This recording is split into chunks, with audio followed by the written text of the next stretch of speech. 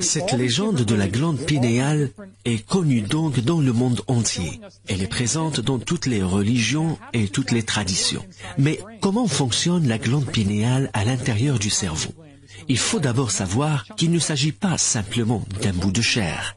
La glande pinéale est en grande partie creuse, avec du fluide tout autour. Ensuite, le tissu interne auquel ce fluide est connecté possède des petites cellules appelées pinéalocytes, qui ressemblent à s'y méprendre aux bâtonnets et aux cônes de la rétine de l'œil. J'ai inclus dans le livre des études scientifiques parmi les plus conventionnelles, et elles disent toutes que les pinéalocytes ressemblent aux bâtonnets et aux cônes de la rétine, et que la glande pinéale est reliée au cortex visuel du cerveau de la même manière que le sont les globes oculaires. Dans ces études, c'est plutôt le terme cascade de phototransduction qui a été utilisé pour décrire ce phénomène. Mais à quoi pourrait bien servir ce fluide? À quoi pourrait bien servir une rétine à l'intérieur du cerveau qui soit semblable à la rétine de l'œil et qui a le même tissu que celui d'une vraie rétine si cette rétine n'avait rien qu'elle puisse voir? Il se trouve que le fluide contenu dans la glande pinéale renferme des cristaux et que l'obscurité active une sorte de bouclier électromagnétique autour de ce fluide, permettant ainsi à la glande pinéale de s'ouvrir au champ unitaire. Lorsque vous êtes en présence de ce bouclier électromagnétique, la glande pinéale est activée et vous ressentez alors comme une pression, une sensation de bourdonnement qui se produit dans votre tête. Si vous lisez des livres sur les expériences de mort imminente, les gens qui travaillent sur ce phénomène disent souvent ressentir une sorte de craquement dans leur tête quand ils sortent de leur corps. Mais cette pression qu'on ressent est, semble-t-il, le résultat d'un bouclier électromagnétique qui s'active dans votre cerveau et vous isole des ondes de radio et tous les autres signaux électromagnétiques conventionnels qui vous entourent. En effet, ce n'est qu'en l'absence de ces signaux que le champ unitaire nous devient accessible. Et dans ce champ unitaire, le temps est non local. Rappelez-vous ce que je vous ai dit. Le champ unitaire crée l'espace, le temps, la matière, l'énergie et la vie biologique. Dans le champ unitaire, le temps est tridimensionnel. Il est non local et non linéaire. Vous pouvez sauter d'un temps à l'autre. Et c'est un sujet que je traite aussi de façon très détaillée dans le livre avec une quantité impressionnante d'informations sur cette réalité parallèle tridimensionnelle qui s'interpénètre avec notre propre réalité tout le temps. L'explication semble résider dans le fluide. Le fluide contenu dans la glande pinéale est l'un des principaux éléments capables de basculer entre notre réalité et la réalité parallèle. Et j'explique dans le livre comment ce basculement est possible. Il se passe en tout cas la chose suivante. La rétine intérieure enregistre des images grâce à l'activité du fluide, peu importe la nature de cette activité, et ce fluide est alors isolé, chose qui se produit de façon automatique chaque fois que vous vous endormez. Et une fois isolé, il active la glande pinéale. C'est ainsi que vous faites des rêves qui semblent appartenir à une toute autre réalité. J'ai de multiples études dans mon livre sur des gens qui partagent leurs réalités onériques. Des exemples clairs qui prouvent que les lieux dans lesquels nous nous rendons lorsque nous faisons l'expérience d'une vision à distance ou lorsque nous rêvons sont en fait de vrais lieux. Ce sont également les lieux des fantômes. Raymond Moody relate par exemple le cas d'une personne qui meurt dans une salle d'opération et qui rend visite à ses proches après avoir quitté son corps. Les proches ont pu la voir sous l'aspect d'un fantôme et ont pu avoir une conversation avec elle. La personne a ensuite ressuscité et se souvenait, au même titre que ses proches, de la conversation qu'elle avait eue avec eux. C'est sous cet aspect-là que nous existons dans le champ unitaire. Lorsque nous sortons de notre corps et regardons avec notre corps astral ce qu'il y a autour de nous, ce qui se passe probablement, c'est que nous captons en quelque sorte ces photons et nous les rapportons avec nous dans notre corps physique. This brings us to this concept of DMT. Dr. Rick Strassman, of course, wrote the book DMT, the Spirit Molecule, a doctor's revolutionary research. Voilà qui nous amène à parler du DMT. Le docteur Rick Strassman, l'auteur du livre DMT, la molécule esprit, les potentialités insoupçonnées du cerveau humain, a mené une étude révolutionnaire sur la biologie des expériences de mort imminente et des expériences mystiques. Le DMT est l'objet de nombreux questionnements. Pourquoi il fonctionne? Pourquoi toutes les potions chamaniques semblent contenir des quantités aussi importantes de DMT? Le Dr Rick Strassman cite dans son livre une multitude de preuves démontrant que la glande pinéale est le siège principal où se fait la synthétisation du DMT. La glande pinéale a en effet tous les récepteurs, tous les enzymes et tous les catalyseurs chimiques adéquats. Et nous savons que la glande pinéale renferme de la mélatonine et qu'il suffit d'apporter quelques modifications à celle-ci pour obtenir du DMT. Le problème est que le DMT se dégrade si vite que personne n'a été capable jusqu'ici d'autopsier un cadavre assez rapidement pour trouver le DMT dans la glande pinéale. En tout cas, cela nous amène à parler de Nick Sand. Nick Sand a été tenu personnellement responsable pour avoir fabriqué plus de 250 millions de doses de LSD. Il était le principal responsable de la fabrication de la majeure partie de l'acide consommé à Haight-Ashbury dans la ville de San Francisco pendant les années 60.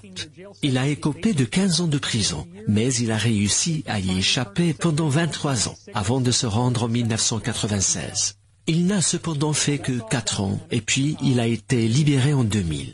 Tout cela a été prouvé. Il a donc purgé sa peine, mais pendant qu'il était encore en liberté. Et avant même d'être arrêté, il synthétisait de l'acide pour tout le monde, mais aussi du DMT en laboratoire. Et voici une citation qui vient directement du site Heroin Vault, et que vous trouverez dans le livre également. Voici ce qui s'est passé.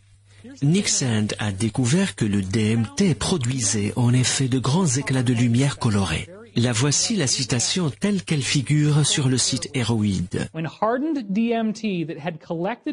Lorsque l'on prenait le DMT qui a durci sur un plateau et qu'on le fracassait avec un marteau et un tournevis dans une pièce très éclairée, chaque coup faisait jaillir de grands éclats de lumière colorés.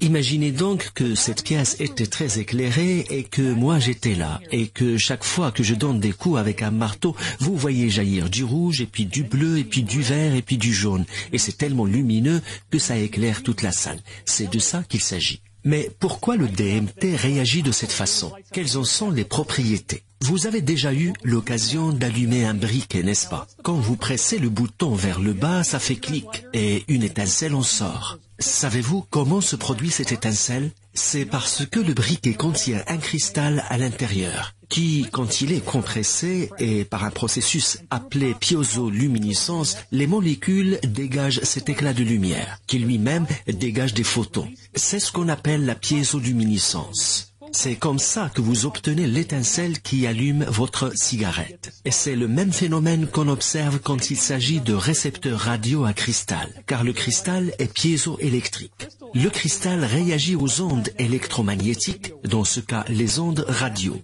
Celles-ci font alors vibrer le cristal, et c'est ce qui permet de capter la radio. Les fréquences électromagnétiques des ondes radio font vibrer le cristal, ce qui vous permet de capter la radio. Et en fonction de la pression exercée sur le cristal, vous obtenez telle ou telle station de radio. Car au fur et à mesure que vous augmentez la pression sur l'aiguille, la distance moléculaire devient plus étroite et capte les différents spectres des ondes radio.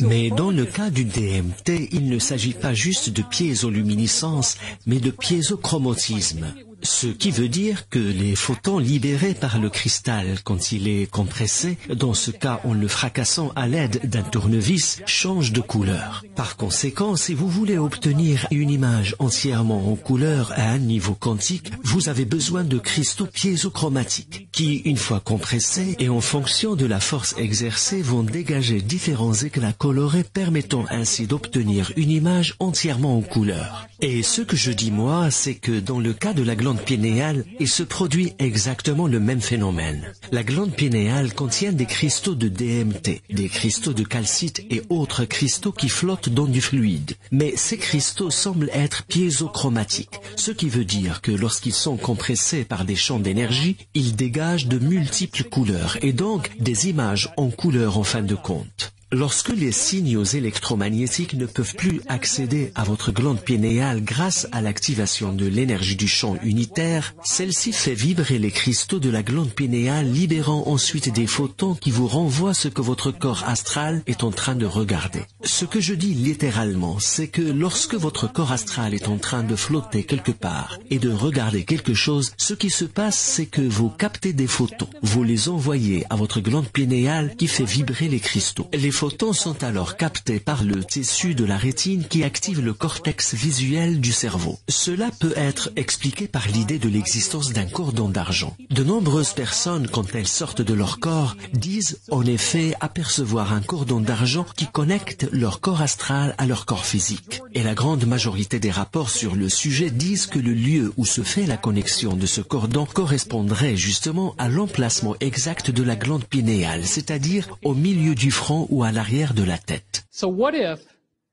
this silver cord is actually a traversable wormhole? What if it is Et si le cordon d'argent était en réalité une sorte de tunnel qu'on peut traverser? Et s'il était littéralement une passerelle qui permet de connecter votre corps physique à votre corps astral? Ce qui fait que lorsque vous êtes dans votre corps astral, c'est ce cordon qui vous permet de voir les photons émis par l'objet regardé, mais aussi d'envoyer des photons. Vous vous rappelez de l'expérience de vue à distance menée par les Chinois? Ils ont vu des photons apparaître dans la pièce. Les photons sont captés par notre corps astral, passent dans le cordon d'argent et arrivent dans la glande pinéale qui traite alors l'image. Encore une fois, la clé réside dans le fait de protéger la glande pinéale des champs électromagnétiques conventionnels qui sont autour de nous en permanence. Il est important de comprendre aussi que si le fluide contenu dans la glande pinéale ne circule pas librement, des dépôts calcifiés peuvent se former par-dessus, car la glande pinéale n'est pas protégée par la barrière hémato-encéphalique. Cette calcification finit par atteindre les cristaux du DMT, les cristaux de calcite, et tout cela a été prouvé. Croyez-moi, je n'invente rien. Vous trouverez tout dans le livre. Cette calcification peut devenir si importante, comme vous le voyez ici, que la glande pinéale finit par ressembler dans sa totalité ou presque à un bout d'os. En réalité, c'est quelque chose qu'on peut voir au scanner et c'est ce qui permet de voir si vous avez une tumeur au cerveau, car la tumeur fait déplacer la glande pinéale. Bien entendu, vous ne voulez pas que votre glande pinéale connaisse le même sort. Et pour que cela ne se produise pas, il faut vous assurer que vous avez une alimentation saine.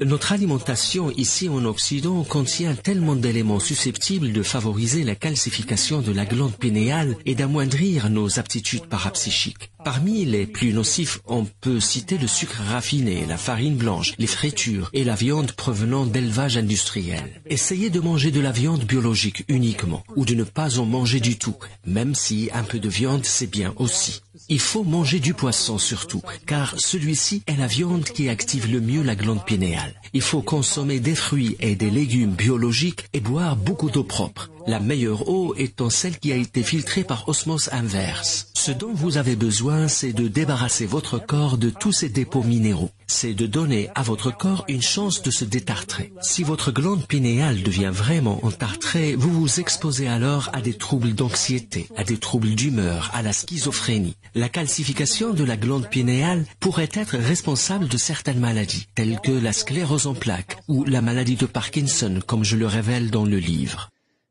Je ne pense donc pas que ces informations aient pu demeurer inconnues. Je pense que le fait d'avoir fait figurer le grand sceau des États-Unis sur un billet d'$1 avec ce troisième œil en forme de triangle tout en haut s'explique par le fait que toutes ces informations étaient connues. Et on le voit même ici sur la fiche de Da Vinci Code. On voit qu'il y a le même triangle autour de ses yeux. Le champ unitaire est donc directement lié à la vie biologique. Et c'est ce qui permet de comprendre les prophéties anciennes qui figurent sur le billet d'$1 par exemple, ou les autres prophéties que nous verrons plus tard. Il est devenu maintenant clair que nous émanons en réalité d'un champ unitaire, que la vie est un phénomène émergent qui vient directement des lois fondamentales de la physique quantique.